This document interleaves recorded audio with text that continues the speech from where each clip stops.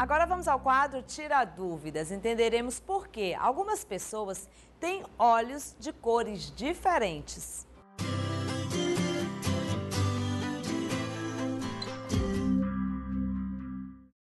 Essa característica ocular curiosa é chamada de heterocromia e é um traço hereditário muito incomum, que costuma ser benigno, sem maiores complicações, a não ser a questão estética. No caso da heterocromia genética, a alteração é definida pelo gene EYCL3, que se encontra no cromossomo 15, que codifica a cor marrom, alta quantidade de melanina, ou azul, baixa quantidade de melanina, dos olhos de uma pessoa, e pelo gene EYCL1, no cromossomo 19, que codifica as cores verde ou azul a partir de pigmentos de gordura. Se a heterocromia é constatada no nascimento ou nos dias seguintes ao parto, é considerada de caráter genético, mas é possível também que tenha sido causada por outros fatores. Quando a heterocromia resultante de despigmentação ocular pode estar associada à síndrome de Waardenburg, disfunção em que a falta de um gene causa surdez. O mais comum é que seja indicativo de lesões oculares ocorridas com batidas, derrames, inflamações oculares ou de qualquer lesão ou doença que cause perda de melanina, o pigmento que dá, entre outros, a cor ao olho. A heterocromia também pode referir-se à perda de pigmentação de uma zona especial da íris. A mudança de pigmentação dos olhos em adultos deve ser comunicada a um médico, já que pode estar associada a doença que necessite de tratamento. Para a diferença de cor entre olhos não existe nenhum tratamento, e a única coisa a ser feita é utilizar lentes coloridas para igualar o pigmento. O exagero no uso de medicamentos é um perigo para a saúde. Esse é um problema que observamos com frequência em pessoas que sofrem de cefaleia crônica. Então, conheça os riscos. O uso abusivo de analgésicos é uma das principais causas da dor de cabeça crônica. Esse problema atinge 5% da população brasileira. Especialistas afirmam que o uso excessivo de analgésicos está relacionado à dor de cabeça persistente em quase 80% dos casos. É possível o tratamento e a cura para os 150 tipos de cefaleia, mas não é o uso abusivo dos analgésicos que pode resolver esse problema. Muito pelo contrário, esses medicamentos podem ser a principal causa das dores de cabeça. Além disso, sabemos que ao exagerarmos no uso de medicamentos, podemos fazer com que o nosso organismo se torne incapaz de lutar contra a dor sozinho. O que ocorre é que o remédio se torna cada vez menos eficaz ao nosso organismo, cada vez mais dependente.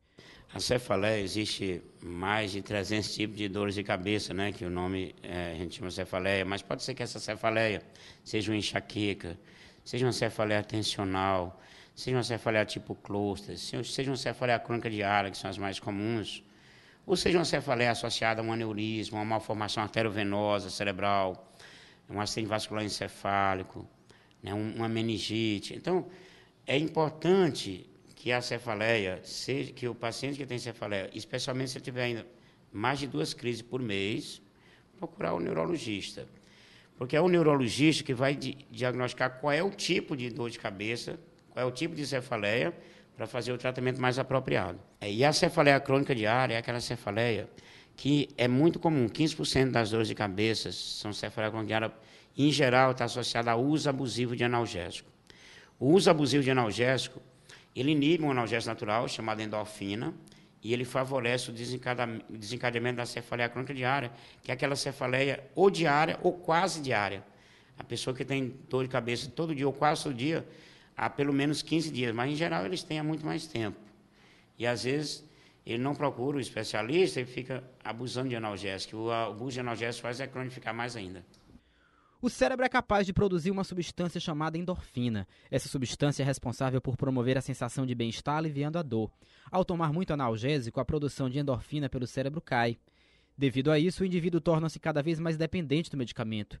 O que causa muita preocupação entre os especialistas é que, no caso das dores de cabeça, os analgésicos têm efeito rebote, ou seja, quanto mais você o toma, mais dor pode sentir.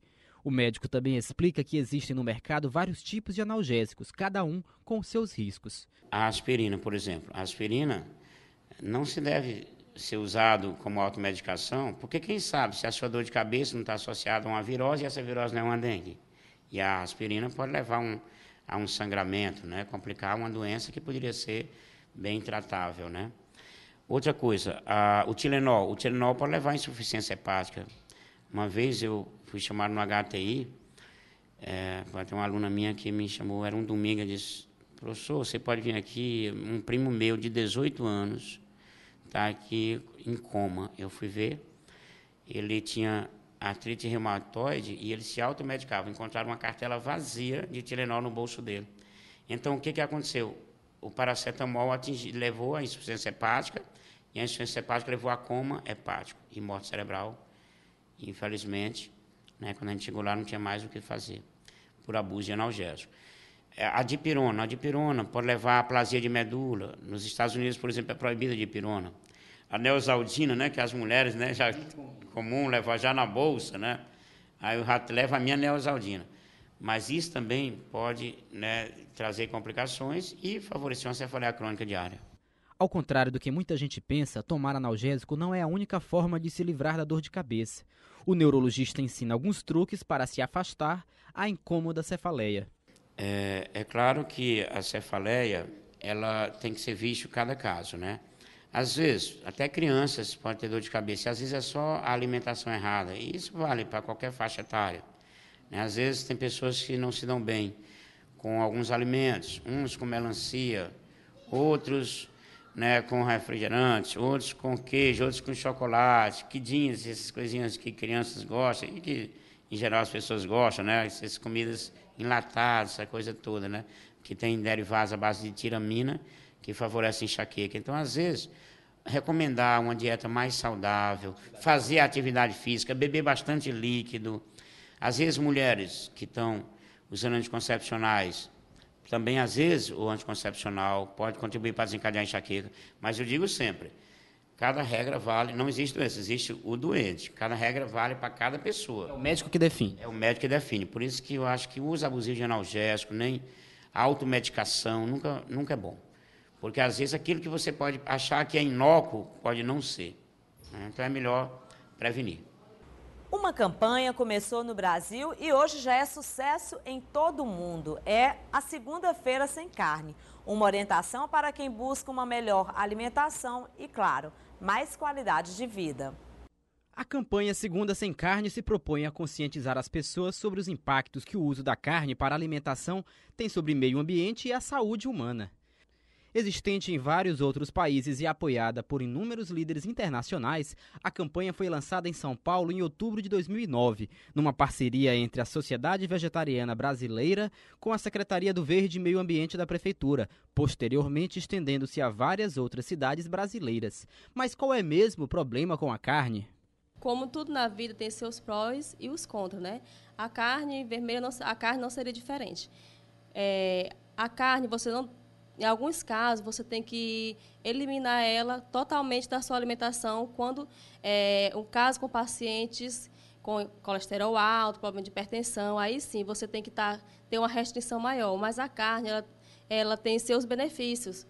Ela tem proteínas, aminoácidos, são ricas em ferro, que são facilmente absorvidas pelo organismo, além de vitaminas do complexo B, a cobalamina, que protegem o indivíduo de anemias e outras patologias associadas. Mas falar de carne é um tema bem amplo. Existem diferentes tipos, cada um com seu valor calórico e seus riscos. De acordo com a nutricionista, existem carnes menos nocivas do que as outras. Carnes brancas, elas têm um teor de gordura menor do que as carnes vermelhas, como eu havia falado.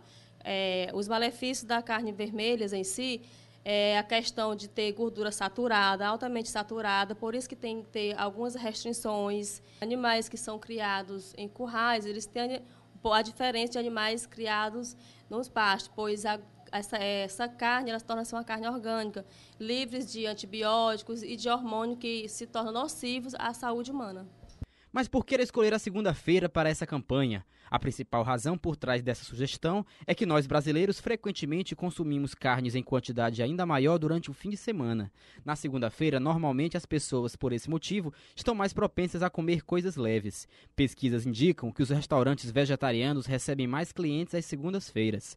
Segunda-feira é também um dia de iniciar coisas novas, como deixar de fumar ou começar um regime. Então, segunda-feira bem que pode ser o dia para se tirar a carne do cardápio e com isso gozar de mais saúde. E a mudança pode fazer diferença. A qualidade de vida da pessoa com esse projeto, uma segunda-feira sem carne, é um projeto da Associação Brasileira de Vegetarianos, onde eles visam que 80% da população consomem carne vermelha mais do que deveriam comer, segundo os pesquisadores. Ou seja, um dia sequer sem comer carne é bem significante, e a redução de doenças associadas como colesterol, hipertensão, entre outras doenças associadas, é bem melhor. Se você é viciado em comer carne, pense bem.